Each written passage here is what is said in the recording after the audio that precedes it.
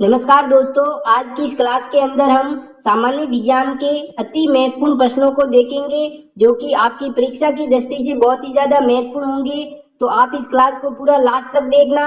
इसमें पहला प्रश्न है, मलेरिया किस परजीवी के कारण होता है? ऑप्शन है बैसिलस के कारण, प्लाज्मोडियम के कारण, वायरस के कारण या फंगस के कारण। तो दोस्तों मलेरिया है वो प्लाज्मोडियम परजीवी मच्छर के कारण होता है। ऑप्शन नंबर बी इसका करेक्ट है। दूसरा प्रश्न है दोस्तों, मधुमेह रोग किस अंग की खराबी के कारण होता है? ऑप्शन है यकृत के कारण, अग्नाशय के कारण, फेफड़े के कारण या फिर वक्र के कारण। तो दोस्तों मधुमेह रोग है वो अग्नाशय की खराबी के कारण होता है। ऑप्शन नंबर बी इसका करेक्ट है। तीसरा प्रश्न है दोस्तों, अस्थमा रोग मुख्यतः किस अंग को प्रभावित करता है? बहुत ही अच्छा प्रश्न है यहाँ पर। ऑप्शन है फेफड़े को, दिल को, किडनी को या फिर यकृत को। तो दोस्तों जो अस्थमा रोग है वो मुख्यतः फेफड़े को है वो प्रभावित करता है। ऑप्शन नंबर ए इसका करेक्ट है। अगला प्रश्न है, एड्स रोग किस वायरस के कारण होता है? बहुत ही अच्छा प्रश्न है यहाँ पर।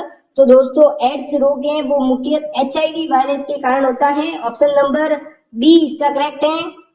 अगला प्रश्न है दोस्तों, रतौंधी रोग किस विटामिन की कमी के कारण होता है? ऑप्शन है विटामिन सी की, विटामिन ए के या विटामिन बी के कारण या विटामिन डी के कारण। तो दोस्तों रतौंधी रोग है वो विटामिन ए की कमी के कारण होता है। ऑप्शन नंबर बी इसका करेक्ट होगा। अगला प्रश्न है दोस्तों, मानव शरीर में सबसे बड़ी हड्डी कौन सी होती है? ऑप्शन है ह्यूमरस, फीमर, टीबिया या अल्ना। तो मानव शरीर में जो सबसे बड़ी हड्डी है वो दोस्तों वो फीमर हड्डी होती है। ऑप्शन नंबर बी इसका करेक्ट है। अगला प्रश्न है दोस्तों, रक्त में लाल रंग किसके कारण होता है? ऑप्शन है प्लाज्मा के कारण, हीमोग्लोबिन के कारण, प्लेटलेट्स के कारण या WBC के कारण। तो दोस्तों जो रक्त में लाल रंग होता है वो हीमोग्लोबिन के कारण होता है। ऑप्शन नंबर बी इसका करेक्ट होगा। आठवां प्रश्न है दोस्तों, मनुष्य के शरीर में कुल कितनी हड्डियां होती हैं? ऑप्शन है 200, 206, 208 या फिर 212। तो मनुष्य के शरीर में है वो कुल 206 हड्डियां होती हैं। ऑप्शन नंबर बी इसका करेक्ट है। अगला प्रश्न है दोस्तों, मूत्र का निर्माण शरीर में कहाँ होता है? ऑप्शन है यकृत के अंदर, वक्र के अंदर, फेफड़े के अंदर या हृदय के अंदर। तो मूत्र का निर्माण है वो शरीर में वक्र के अंदर होता है। ऑप्शन नंबर बी इसका करेक्ट है।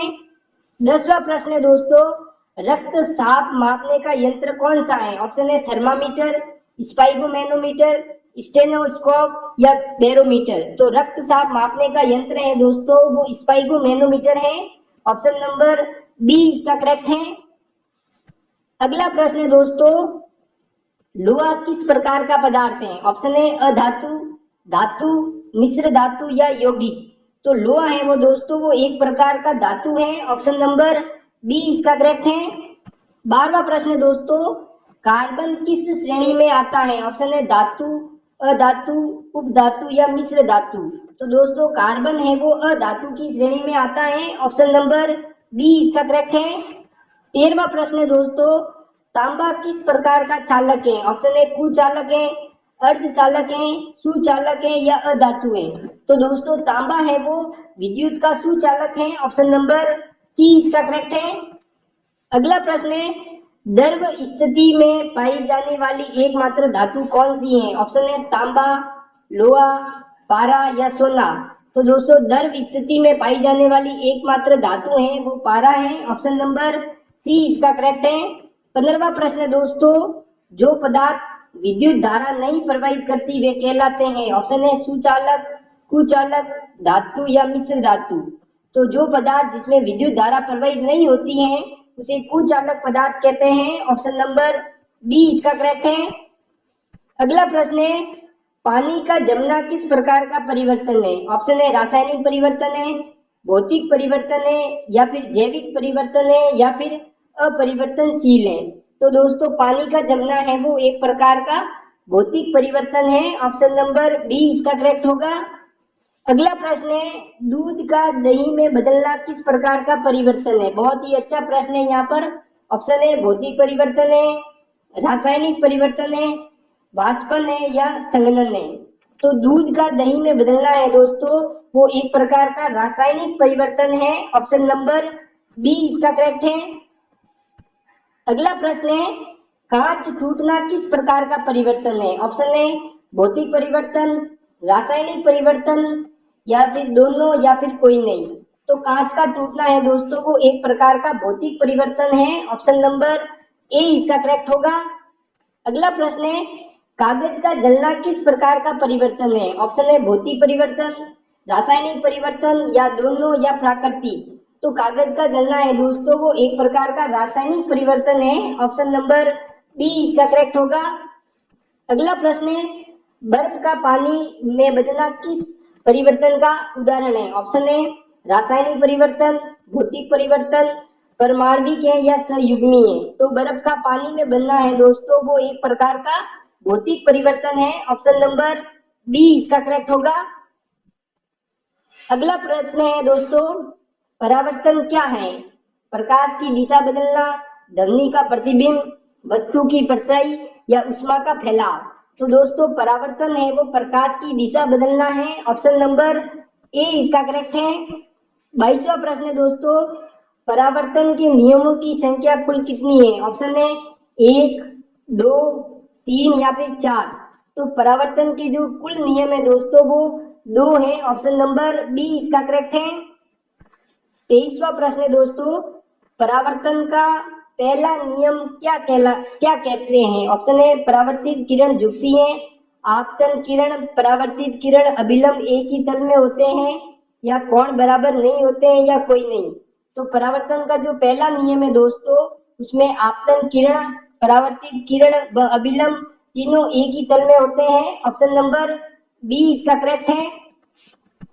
अगला प्रश्न है, परावर्तन का दूसरा नियम है। ऑप्शन है आपतन कोण बराबर होता है परावर्तन कोण के, कोण हमेशा सम होते हैं, किरण मुड़ती है, या प्रतिबिंब बनता है।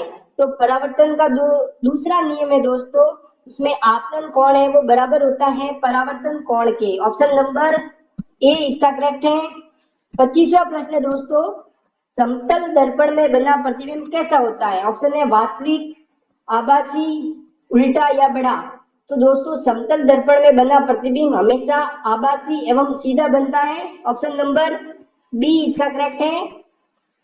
अगला प्रश्न है, परावर्तन किस सतह पर स्पष्ट होता है? ऑप्शन है खुरदरी, धातु, चिकनी, या कागज पर। तो परावर्तन है दोस्तों वो चिकनी सतह पर स्पष्ट रूप से होता है। ऑप्शन नंबर सी इसका करेक्ट है। अगला प्रश्न है दोस्तों, परावर्तन में प्रकाश किसके कारण मुड़ता है? ऑप्शन ए माध्यम परिवर्तन के कारण, सतह के टकराव के कारण, तापमान के कारण, या रंग के कारण। तो परावर्तन में प्रकाश है वो दोस्तों सतह के ऊपर टकराव के कारण है वो मुड़ता है। ऑप्शन नंबर बी इसका करेक्ट होगा।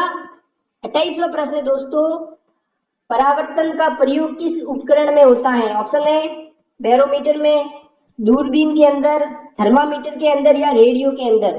तो दोस्तों परावर्तन का प्रयोग है वो दूरबीन के अंदर है वो होता है। ऑप्शन नंबर बी इसका करेक्ट है। अगला प्रश्न है दोस्तों, परावर्तित किरण का कोण किसके बराबर होता है? ऑप्शन है 180 डिग्री के बराबर, आपतन कोण के बराबर, अभिलंब के बराबर, या शून्य के बराबर। तो दोस्तों परावर्तित किरण का कोण है वो हमेशा आपतन कोण के बराबर होगा। ऑप्शन नंबर बी इसका करेक्ट है। 30वां प्रश्न है दोस्तों, शिशु में हड्डियां ज्यादा क्यों होती हैं? ऑप्शन है पानी के कारण, विकास प्रक्रिया के कारण, हड्डियां जुड़ी नहीं होती हैं, या विटामिन डी के कारण। तो शिशु में हड्डियां ज्यादा है दोस्तों वो ऑप्शन नंबर सी यानी हड्डियां है वो जुड़ी नहीं